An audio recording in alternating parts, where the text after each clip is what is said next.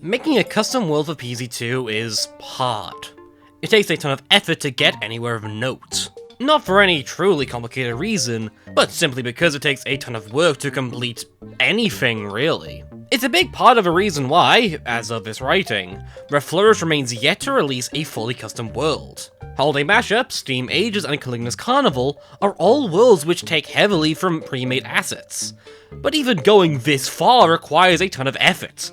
New zombies need art, world assets need drawing, and in extreme cases, large chunks of a world need to be filled in. The amount of art alone needed to make each of these worlds remains immense, let alone animations and so forth. So few mods can even get to that point. At a stretch, maybe adding in a 2C world of their own, but rarely more than that. It's simply an amount of effort that's not typically worth it. There are tons of unexplored areas within content people already know, and I think a lot of mods have shown how you can explore these places. Requiem's world reworks, the epic quest of Flourish, and so on and forth. There is room to explore old locations, and this is totally fine.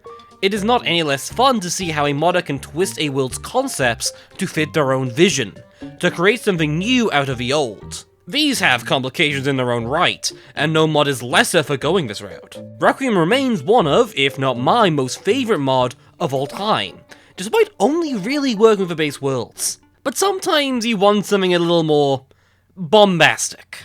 To my knowledge, Crimson Front remains one of the few custom worlds that are almost entirely original, and among those, it is by far the most polished. A full set of entirely unique custom zombies, entirely unique gimmicks, and ultimately an experience that is almost entirely unique to itself.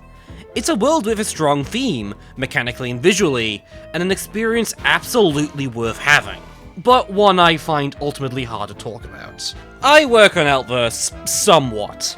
I had a hand in some of the decisions behind this world, though absolutely not enough to take significant credit.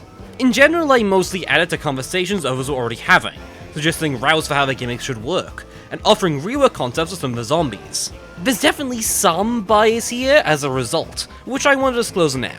By the same token though, I did not design this world. I want to make that clear. I also do have some issues with elements of this world, and some things I would have done differently. Ultimately, however, I do think this world is worth discussion, and it's a video that people have really wanted from me for a while. So, with my bias now fully disclosed, let's talk through what this world actually entails. Oh, and spoilers. Like actual lore spoilers. Crimson Front, among other things, is a world with actual lore going on. Lore that will be apparent in the background. You should absolutely play AltverZ beyond just Crimson Front, as it is an incredible mod in general. But do keep in mind that this world is located at the very end of a mod's progression, and it will take an age to actually get there. Of course, you probably don't care, but you know, better safe than sorry. Okay, now we should actually get going. Crimson Front is a world vaguely set between the world wars. It's best described as a mixture of the two, though it takes slightly more from the First World War than the Second. Still, it is canonically neither and doesn't take place during either, taking place on a small coastal town undergoing a certain warfare on Nagan. The primary gimmick of Crimson Front is the weather. During levels, weather is going to fluctuate wildly, causing various effects to play out, benefiting either you or the zombies.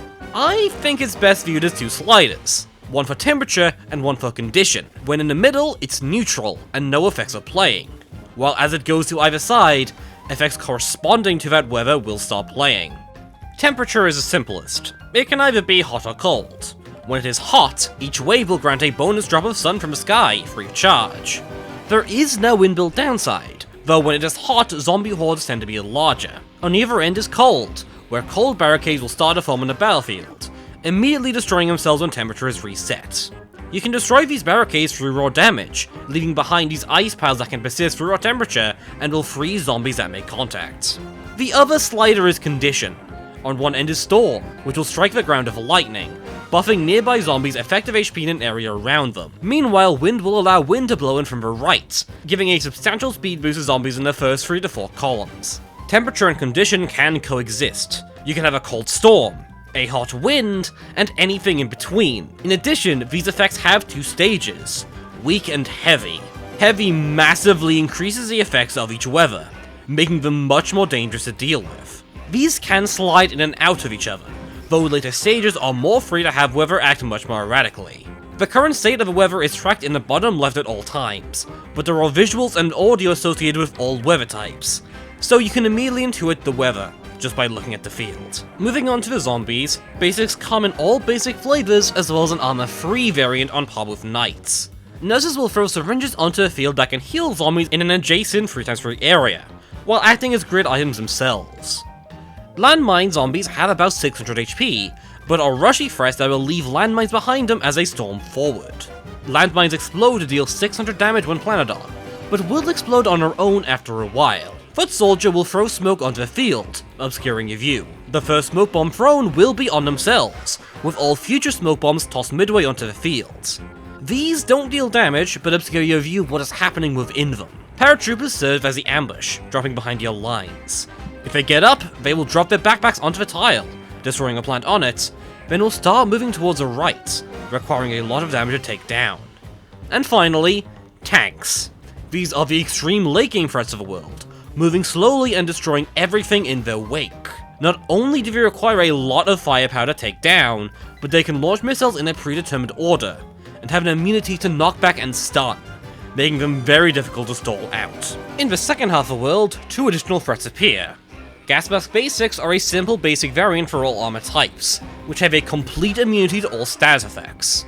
Turrets, meanwhile, are extremely complicated and are going to be simplified as a neutral force that requires being damaged to decide their allegiance. They will then shoot projectiles to the other side in faction, though can be further damaged by either plant or zombie to change sides once again, acting as a constant back and forth. The plants in this world are a mixture between vanilla, Chinese, and entirely original plants. Pomegranate and apple malt return from vanilla, the former being a side-gridded cherry bomb, and the latter being entirely reworked to be the single heaviest attacker in the game at 600 stun, dealing heavy damage but doing no stun. Security guards are in fact technically a vanilla plant, though in vanilla they serve as a power that can occasionally appear to save you from certain death. Here they act as an instant plant, dealing 3 smashes of damage spaced out over time, each one doing more damage than the last. Carotillery is the only plant from the Chinese version, firing a barrage of missiles in a somewhat random arc when tapped, dealing heavy splash damage. Sky Shooter is technically from PvZ Heroes,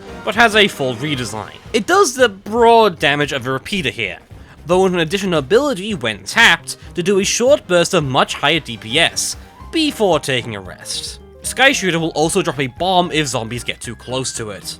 Drill Sergeant is a very simple buffing plant.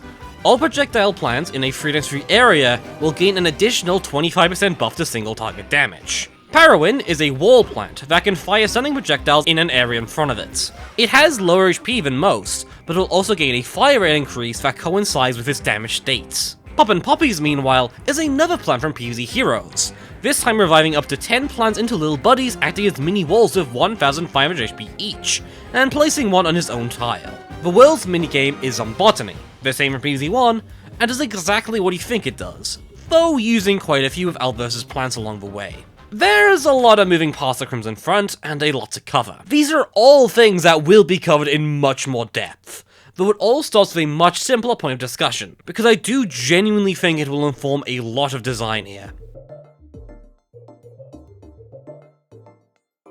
AltverZ's worlds are structured into 2 parts, levels 1 to 10 being all stages that introduce elements of the world, with levels 11 to 20 being designated quote-unquote extra, and all focusing on objectives, alongside 1 or 2 minor additions to the world mechanics. Objectives are entirely optional in the core AltverZ progression, as a result. With that being said, you are very much intended to beat some of the EX stages. These stages provide the upgrades to the player, including additional C slots, which will make later stages significantly harder if not acquired, alongside a solid half of each world's plants. But at its core, objective stages are skippable to the inexperienced. With that being said, the first half of Crimson Front is significantly more accessible and ultimately simple than the second half. But the EX stages of the previous 2 worlds are fundamentally important to how Crimson Front will play. Jurassic Marsh and Big Wave Beach are the 2 worlds with by far the most changes in AltverZ, with those changes coming to define large chunks of the world. Most EX additions tend to be just minor ambushes, while Big Wave Beach has speedy basics and arguably the single most dangerous gimmick in the entire game, alongside what I personally still place as the hardest finale stage in the entire game. Jurassic Marsh, meanwhile, has an entirely new set of specials that come to define the world's pacing, alongside similarly significant EX additions in Amber Tiles. In earlier worlds, these tended to be minor things, an alternate kind of prospector for instance, with usually only a single zombie or two to spice things up. I say this because these ultimately are, to me, the things that build up Crimson Front. Especially because Crimson Front is in itself the beginning of the endgame, these worlds also feature exact mechanics that Crimson Front plays off of. Crimson Front itself being an endgame world is significant. It's more or less the barrier to the players reaching the final world of the entire game, Monday, when that eventually releases. It builds up the stakes of that area through honest-to-god lore, with an in-game literal lore bomb being dropped on a player halfway through. Crimson Front is a turning point of this game's climax, and I'd argue this shows in its design in such a way important to establish from the start, because unlike other worlds, the way you approach this world changes rapidly.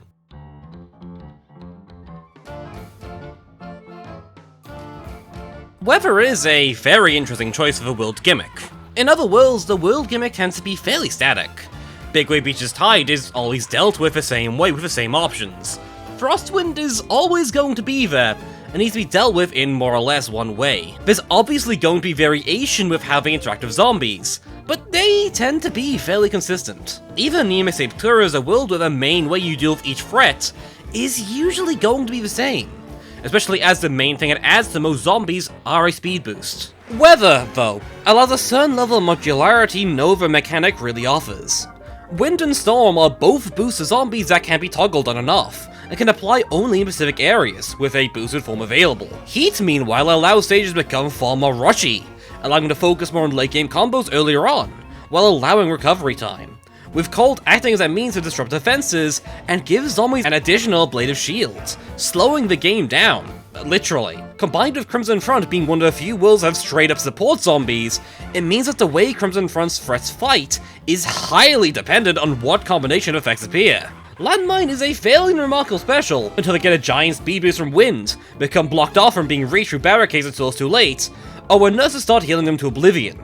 Tanks already high HP can be get further boosted by Storm to astronomical levels, and Smoke Bomb can temporarily hide their presence, potentially causing the player to mistime an insta, while the tank itself distracts from other threats around the field, forcing attention from instas onto itself, to allow threats around it to move forwards. And that's just assuming direct zombie combos. In a 25-stun meta mod where early game can feel stagnant and samey between stages, Crimson Front has several ways to change up the early game in a significant and dramatic ways. I mean hell, the final stage of a world literally starts with a full-on tank. This is the funniest gag of the entire world. Regardless, Crimson Front is designed to be modular in this way to account for being the final world. There are so many specific and unique interactions to be had in this world specifically, to the point that this world has more optional levels and quests than any other to explore as many as possible. But within the modularity, I do think one threat serves as a very consistent and standard threat, with one single job being by far the most simple in the world. And ironically enough, that would in fact be the tank.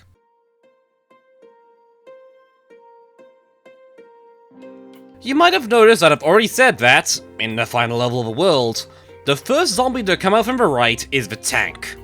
While it's a funny gag, its purpose here is more or less to get the player to bring a direct counter to it, if they haven't already. But it kinda betrays something in the design, right? Tanks are generally a very simple threat to deal with, and you'll notice it's fairly rare that they actually do much. I think the best comparison, if you're familiar with them, are mechanics from the Flourish Sea Mages. When they show up, they are loud, notable, and powerful threats that need to be dealt with quickly. But unlike Mechanic, they don't define their own worlds. I don't think tanks significantly change the way you deal with the world as a whole, because ultimately there is no need to deal with them as quickly, as they have a massive amount of counters to what they do. Security Guard is introduced as a direct counter, being able to solo an entire tank without much issue, as well as dealing with most of the supporting troops. While it may still a fire shot mid-lawn, you can prevent it with Pumpkin, or revive a plant with intensive carrots. It actually requires a lot of tanks for them to become a truly significant threat alone, otherwise they're actually genuinely not that hard to handle. Obviously not to say that there are no stages where they pose a significant, or even a primary threat in the stage. One of the benefits of Crimson Front's design, even beyond individual levels, is that modularity can easily flip the rules of engagement. CFX2 is perhaps the most infamous example in the entirety of AltverZ, with several tanks assaulting a single lane near constantly, making it difficult to maintain. In these stages, tanks tend to show up with enough frequency that they become more difficult to deal with. But it also argues the player is given the space to handle them, mostly as other threats find themselves toned down, or the level has gimmicks to weaken them. With that being said, it's also rare that tanks show up particularly close to your lawn. They are fundamentally slow, and take a lot to speed them up to show up mid-lawn frequently in the stage. They are a threat frequently dealt with as soon as possible, and for good reason. If a tank gets past their first barrage of projectiles, it rarely bodes well for your chances at further survival. Oh, and there is a level that has literally only tanks. Level design is my passion. At any rate, tanks ironically don't serve great as traditional tanks. They tend to stay in the back, and while they do help with survivability, it's indirect. Things rarely hide behind them, because often that's how a zombie gets killed by stray firepower. That's why the world relies on grid items instead. When it comes to Crimson Front, the most defining feature isn't really any particular mechanic. I'd argue the thing most people come out of remembering is the grid item spam, because quite frankly, there's a ton of grid items here. Depending on what you define as one, Crimson Front has 3 to 5 different GIs that are often dealt with consistently. Nurses, parachutes, cold barricades, etc. It's definitely a sticking point for some people. I personally don't mind it, but I do understand why this can be frustrating to some. The issue with grid items in Crimson Front is that ultimately you cannot ignore it. Nurses' syringes are often high priority targets, as especially early game, they can completely out-heal your DPS, and if parachutists are spammed enough, your lawn will become unusable fast. It is telling that there isn't a mold colony level in Crimson Front. Your space is already restricted hard by the amount of grid items in this world. Not only that, but can often disrupt your plan's deal specials. Dealing with tanks are easy up until the point you can't put down your gourd, because there's 10,000 ice barricades and the tiles in front of it. Ultimately, it can make the world feel out of your control, and does limit your choices quite a bit. Weak catapults can't do much in Crimson Front, and grid items in general heavily discourage bringing stats effects, as they are immune to them. Especially as all the grid items has decently high HP, they can make normally easy situations to deal with much more complicated. Especially because of ice barricades' tendency to completely disrupt your front line. With that being said, I think that's the point. Crimson Front's grid item spam is pretty core to its identity.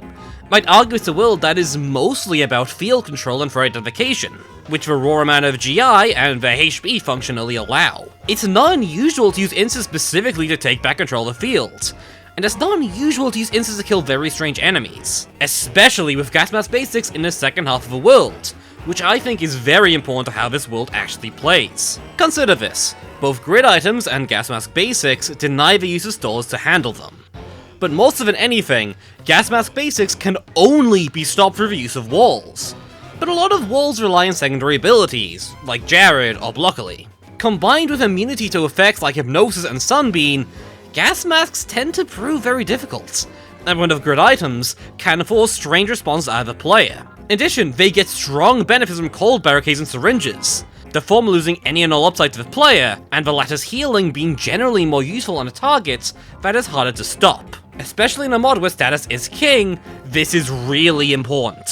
One of the hardest levels in the previous worlds was straight up balanced around Snowpea. It's possible without, but the difficulty is night and day. I still use Snowpea a ton in a lot of my footage, as you have seen, but it is gimped to a significant degree. It's much more useful to counter Pacific zombies now, a design I actually much prefer. But grid item spam alone isn't exactly enough, because grid item spam means nothing without any abuses of it. And those abuses are themselves certainly in numbers. After all, you gotta deny the space to truly claim it.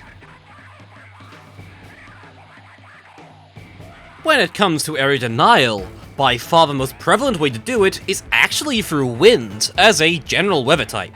Speed boosts are, in general, significantly stronger than HP boosts in PvZ after all, and wind applies a ton of it to the right of a lawn, especially when the speed boost main counter is slowdown effects. In a world where slowdown is generally discouraged, wind is an absolutely massive problem, and can quickly push slow backline of threats to the front if needed.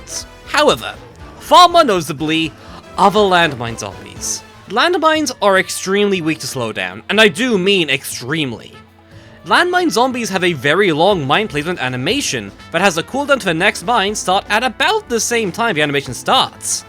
Slowing down a zombie can keep it locked in a cycle of placing mines before right. Of course, this makes the speed boost much more prevalent, as their mine placing speed remains the same, but they can gain a massive boost to their already high speed to charge forward at almost comical speeds. Even on death, they'll be guaranteed to drop one mine behind them, so landmines getting in fast can deny a ton of space. The mines themselves don't last so particularly long, but they last long enough that once an area is covered in them, the player can't immediately handle them. Plus, the landmine zombie itself is very good at pushing forward due to its, again, ludicrous speed.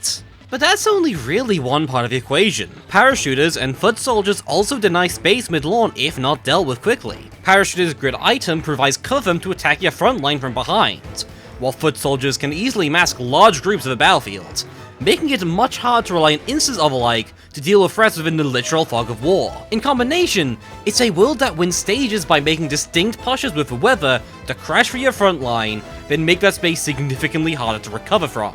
Grid items will block tiles, zombies will make areas implaceable, and the range threats in this world can make the middle of the lawn a constant point of contention. What this all means, I'd say, is that the world requires a lot more defensive play than most. Excessive firepower isn't actually all that important. The vast majority of grid items in this world will remove themselves when the weather switch, but the player is punished hard for overexpansion. Turtling is an effective strategy, though fighting for future tiles for more sun production and damage is a valid approach itself if done slowly and carefully. Excessive aggression is punished hard here, but would also argue the ways in which it's punished tend to vary significantly throughout a stage. With that being said, I've avoided talking about one specific mechanic of a Crimson Front till now. Now that I established the general style of this world, let's talk about turrets.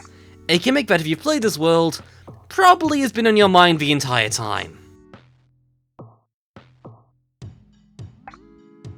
I think I can say with little to no uncertain terms that turrets are by far the most controversial element of Crimson Front. While I don't personally massively dislike turrets, I absolutely do consider them to be a significant aspect of a world, and in levels they are in, have a habit to completely define the stages. Turrets, in theory, are a neutral gimmick. They have about equal upside and downside of their projectiles.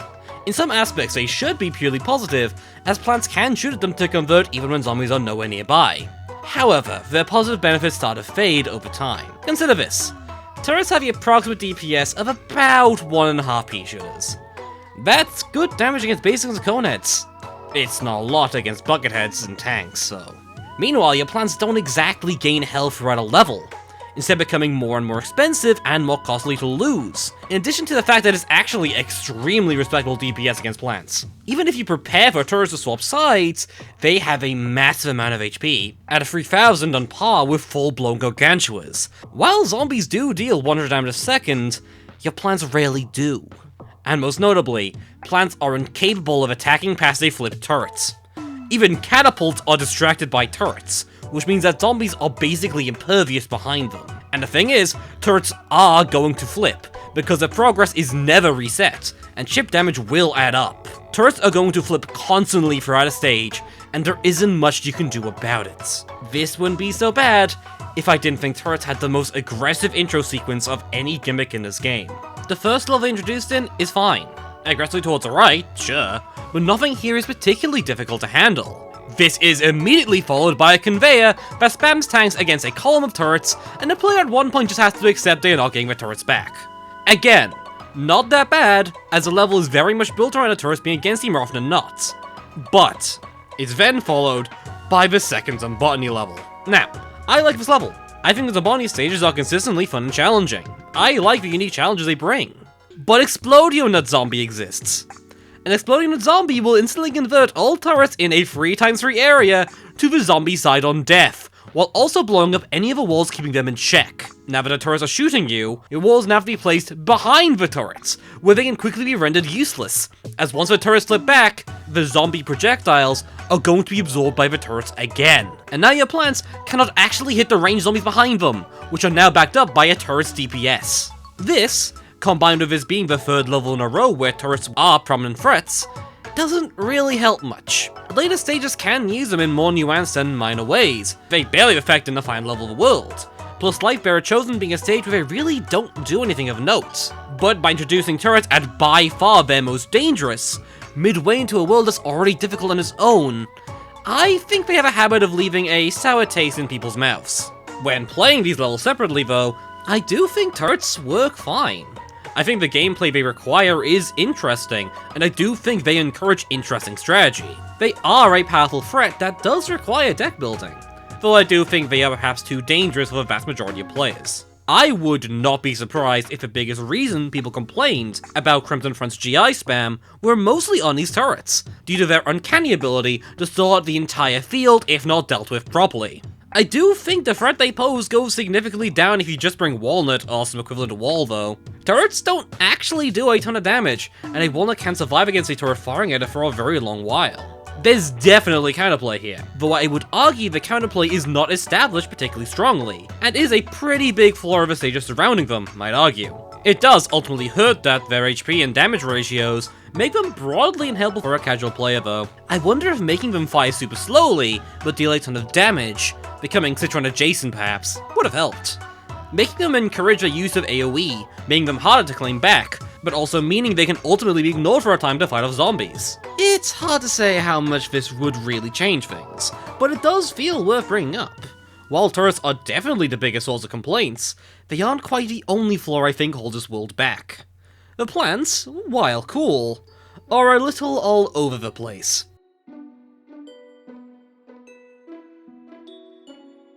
Crimson Front's plants are admittedly weird. Some plants in Crimson Front are excellent fists for world, and add a ton to the world around them, becoming staples of decks both inside and outside the world. Some are extremely niche, and rarely see use even in their home world, or in some cases, are plants that are not truly understood. And in one case I have a personal vendetta, but we'll get there. On the high end you have the two vanilla plants, Pomegranate and Apple Mortar. Both have extremely clear roles and are powerful in the field immediately, with no complication required. Apple Mortar serves as the highest possible DPS plant, and is both easy to use and fundamentally satisfying to play, while Pomegranate serves as a unique side-grader Cherry Bomb, costing a bit more and doing a lot less damage in exchange for far more versatility, acting as a more general purpose insta with high consistent value. Both these plans have no issue fitting into the base roster of a mod. Maybe some players wouldn't recognize the value of Pomegranate due to it being on paper weak, but in practice it's a thoroughly great choice in just about every deck. I'm also going to say Security Guard has very little issue getting integrated into the game. It's definitely a harder sell than Pomegranate or Apple Mortar, but I think its purpose as an insta is immediately clear, and its potential use in other worlds inherently apparent. I'd also argue it's the best plant in Crimson Front, countering most everything in the world and serving as a consistent staple of decks here. Parowin, meanwhile, I'd argue isn't the absolute best in Crimson Front itself, but is an absolutely powerful wall in general, that can consistently give value just about anywhere with little issue. It's just a generically good plant that just so happened to be given in Crimson Front, which works fine. I'd say these four plants are all perfect fits to the game as a whole with zero real issues. They all serve unique purposes within the game and I have no actual issues with their placement. But I've only talked about half the world, because I think the majority of the remaining half have a pretty consistent problem. They aren't reliably useful, or have mechanics that make them outright difficult to provide value with any real consistency. Poppin' Poppies is a poster child of this, but would argue it actually has it the least bad. Poppy's gimmick is not one that provides general value, mostly due to the little abilities it spawns removing a dead plant beneath and not leaving a new one to be revived later on down the line. But it's extremely clear what its use case is, acting more as a buff to Spore Shroom or Puff Shroom, providing value to those plants to the far right that die immediately or fast, while giving Spore Shrooms functionally free walls for a cheap price. It's a difficult plant to use, sure, but it's one that can easily be built around, in ways that are immediately clear. This is unlike Carotillery, which is also by far the most forgettable plant in the world. Carotillery doesn't even show up at all inside of Crimson Front's levels, and is introduced in a level built around tank spam and abusing Dill to deal for middle lane straight from hell. It's a plant that is raw damage support, clearing out holes with what I believe is the heaviest splash in the game. It's not a reliable attacker in the slightest, and I think is one of the hardest plants to withstand. To this day, I think Carotillery is very commonly hated, but I think an amount of that is it just being difficult to use in its own home world. Sky Shooter is absolutely the worst out of these three for it though. It takes 20 seconds to go through his barrage and recover from it, which only does 600 damage, but it would passively have done 560 damage in that time frame. This isn't useless. It's a mean to front load the damage to quickly deal with threats like Nurse, which I say it does a good job of early into the Crimson Front. But I would argue it drops off a cliff when taken outside of this one zombie, because this gimmick only matters in one-on-one encounters. Against hordes, it doesn't do the damage it needs to be a worthy trade-off, and because of the way it's balanced, using the burst fire tends to just mean you need to immediately use it again when it wakes up to handle the zombies that are following behind it. And the thing is that I'd argue that Repeater as a DPS in AltverZ is usually not that strong, with other plans being typically better than it already, with plans like Acid Lemon being on average stronger to my mind. So Sky Shooter being a niche Psycho Repeater doesn't really work for me. And finally is a plant that I just personally dislike for more personal design reasons. Dill. I don't like buffing plants PC2, I don't think they are fun to play with, and I don't think it's a fun mechanic to play around with. It's an easy to use plant for most, and I think it makes sense to include, but a plant like Dill to me is never one that's going to help you win. It simply makes you win more, because the vast majority of plants that are worth buffing don't really care that much. Are typically strong enough to win the game anyways. Apple Mortar is the exception to this rule, by the way. Just because adding 25% damage to a 600 cost plant is fundamentally pretty good, and somewhat covers an actual weakness there, due to the farmer's long recharge time. But you're not using this thing with other plants in an optimal build, and I just don't personally enjoy the style of play it encourages. It also just doesn't work with a ton of plants, which I know is down to code, but remains frustrating regardless. Overall, I think this set of plants is good enough. I don't think the plants are what makes them run great, though I don't think they're actively terrible. At worst, they are niche or poorly explained. At best, they fit perfectly into players' decks with no actual problems. In general, I don't think plants in an AltverZ world are super important to how strong a world is. Most plants are more so intended to flesh out the player's kit in ways that other plants before, and theoretically after, cannot. And on that front, I think these plants succeed. Besides, it's the levels that really matter, and I think those are spectacular. The biggest flaw of Crimson Front's level design is one consistent across AltverZ.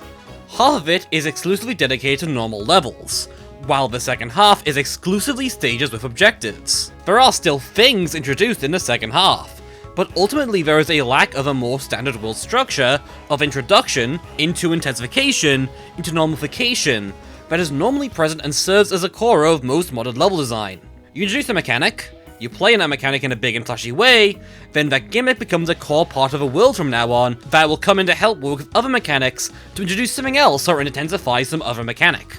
With that being said, the second half uses its objectives in ways to consistently bring out elements of a world individually, and force the player to deal with each, while also throwing the occasional foreigner zombie into the mix. You'll be forced to destroy a certain amount of ice barricades before they disappear, survive an armada of tanks assaulting a poor soul pickle, and hold the line of these bombardment tiles and no axe as a sun for a whole 90 seconds. The foreigner picks all add significant elements to the stages too. The turn introduction uses Weasel Hoarders to add a high zombie DPS option across a long stage, which itself poses an issue with a stun cap of 400, limiting your heavy plan choices hard, while Dust Devils used to pose a significant range threat, albeit one that does not pose much immediate threat. And to be honest, I just think these levels are legitimately some of the best PvZ I've ever played. These stages are not super difficult. I'd argue most of them are fairly simple to deal with once a player understands what's actually required of them, but they require good deck building to deal with the unique threats each poses. Heavier stages require much heavier plans, while CFX1 requires more immediate heavy firepower to overcome the ice barricades that kill enough to make progress. CFX9 heavily encourages the use of manual plans to maintain a field, when you otherwise cannot as you wait down the sun timer. But the two best stages have to be CFX8 and CFX6. CFX6, or Ailment Bewailment, I'm functionally considering a reference to a super old Eccles stage called Raw Damage. In Raw Damage, you're in a locked and loaded level with only cold plants, in a world where chill has no effect whatsoever.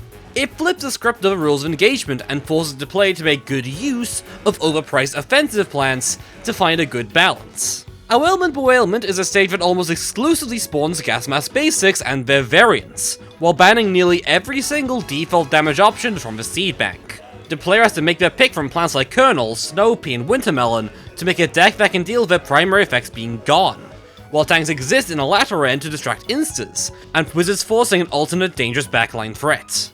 This is also absolutely Nurse's best stage. With a plan's damage output severely lowered, there's simply not a large amount of flexibility in the player's ability to deal with them. It's one of my favorites in the world for posing a simple question that radically changes the player's approach to the stages. On the other end, CFX8 just has pure charm. You must survive for 8 minutes while under a strict 2-minute time limit. Yeah. Instead of it being just impossible, the player is given a plant exclusive to this stage and in reference to a beta PvZ1 plant, the April Clock. The April Clock only really has one effect, which is pausing the timer at the bottom. It only lasts for 20 seconds though, which forces the player to constantly be spending 150 stun on it, acting as a constant stun and attention drain throughout the stage. The stage also has 2 massive endgame threats: tanks constantly bombarding the middle of a lawn, and Jackbox mechs, which will constantly spawn in supporting bombs that will both take firepower and, if not shot in time, will ravage your front line with an unending amount of explosives. It's not a massively complicated level, and it absolutely drags on a repeat playthrough, but to be entirely honest, it's a super stupid level mechanically that I have a ton of respect for out of the raw humor of the whole ordeal. And there's other stuff too. The middle of a world shifting with a time bomb to both destroy the landscape and act as the turning point of AltverZ to have more focus on the ongoing narrative, with the whole left as a reminder for all future Crimson Front stages, and of course, the finale. Every AltverZ world ends with a quote-unquote Zamboni level. These are simple stages with no major gimmick attached to them traditionally, but they will push the world to their extremes. Rushy early games and very heavy late games, associated with an unused final boss theme from PvZ1, Zamboni. Hence the mildly confusing name here. The final stage of Crimson Front starts with a tank. The next wave puts a basic and Coned on every single other lane. You do not get rushier than this. In addition, this stage has freak weather. Unlike every other stage in this world, all weathers are active at all times, and effects can stack on each other. You'll be dealing with massive speed boosts, barricade spam, and all other sorts of nonsense as the player has to deal with everything this world has built up to, all at once. I think this stage is, in many respects, the perfect finale to what Crimson Front has provided. There's also the normal Zamboni, which hasn't actually been talked about yet.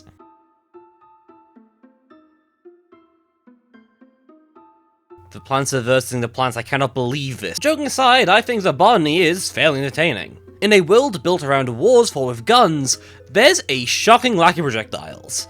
So the Zamboni stages take the important role of the projectile spam that people would tend to expect from the concept. They are also probably the most iconic minigame for PvZ1, and in general works nicely as a minigame that encourages deck building as opposed to something disconnected to the base game. Of course, due to its nature as a minigame where plants become zombies, there's a lot of opportunities to expand on the concept, and create a few unique abominations against nature. The basic Zambonis return in pea shooters, walnuts, and squashes, acting like they did in the original PvZ and functioning as basic ranged, tank, and wall busters. Fat Beat Zambonis have a 3x free attack they will constantly fire as a move, while Skyshrew Zambonis will become powered up when attacked, acting as a strange form of newspaper zombies. Artillery acts as a tank in terms of firing, kinda, and Exploner does exactly what you think it does.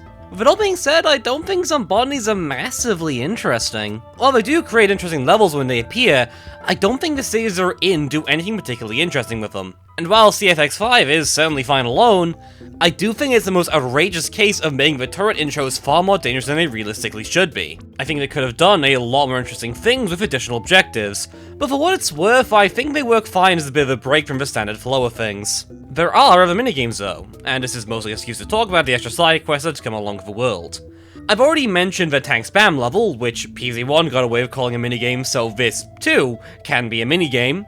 It's objectively a terrible level, but also one that I find legitimately hilarious to keep around, so I'm glad it's here. The other one is a weird heavy weapon reference, I believe, where the player gets an additional manual attack if they can point anywhere on screen to commit to a ton of damage. It's alright, I like the idea of it, but it isn't a level I think about often beyond just being more Crimson Front. And that's all. We've talked about everything in this world, and hopefully I've explained why I like this world so much.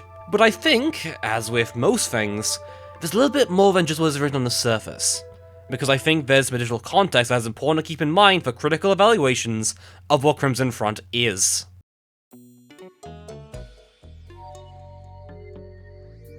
AltverZ is an old mod now. I want to say that out of any mod that's been released for PvZ2, is quite possibly the oldest that still strongly remains in public conscience. It was released back in the days of Ecclese, pre-days we flourished, and it was created before a ton of modern techniques even really existed. It took several worlds for AltverZ to start including significant new content, beyond a few amateurs here and there, hence the recent push to update older parts of the game. As a result, there was a lot of concerns about redundancy. The kind of things AltverZ tries to do, for the vast majority of its content, are things that I'd argue are considered fairly standard now. Even looking at smaller mods now, a lot of them have already significantly outpaced the opening content of AltverZ, with mods like Collided having a remade 2C world as one of the opening trio, and mods like Requiem and Resonance having very focused design and reworks for vanilla worlds, with UniverZ itself acting as the definitive, more vanilla style experience. In many regards, AltverZ was slowly falling behind.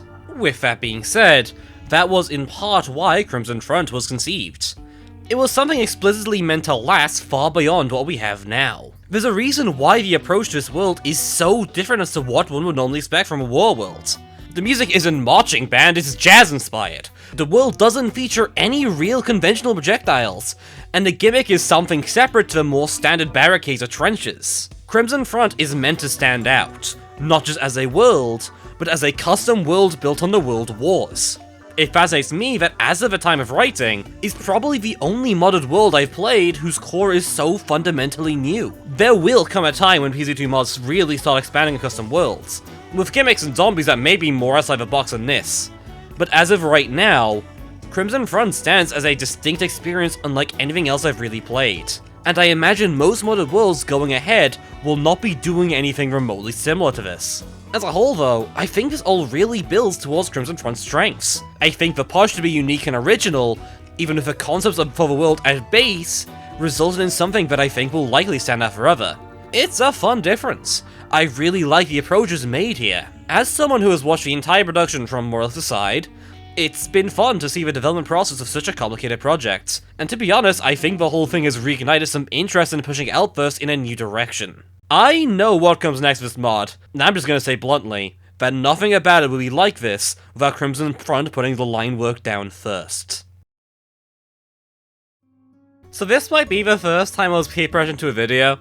I actually had a half-done script on an entirely different subject before I dropped everything to make this video because half the comments on my previous one was just talking about Crimson Front. And unfortunately it means I have to sit down and make this video of noticeable length. At any rate, this is one of those videos that have been promised for a long time now. Always a pretty difficult video to put together. It's difficult to make videos of substantial length in general, and Crimson Front has the weird distinction of me actually having helped out in things. I do my best to not let these kind of things change what I have to say, and I've basically tried to actively not praise things I particularly did because that feels a little, well, scummy. With it being said, I hope I managed to do this justice. Ultimately, I think AltverZ is one of, if not the, best mod for PvZ as a franchise, and frankly, likely always will. I strongly believe for a lot of people it's one of the two best entry points from the PvZ modding side, and will always push people in that direction if I ever had a chance. This is one of those chances. If you haven't played AltverZ yet, please play it, you'll probably really like it. With that being said, I hope you enjoyed this video. It's been a long time since I made a video like this, so I hope to wear off a rust over time. This has been Creeps, and have a good one.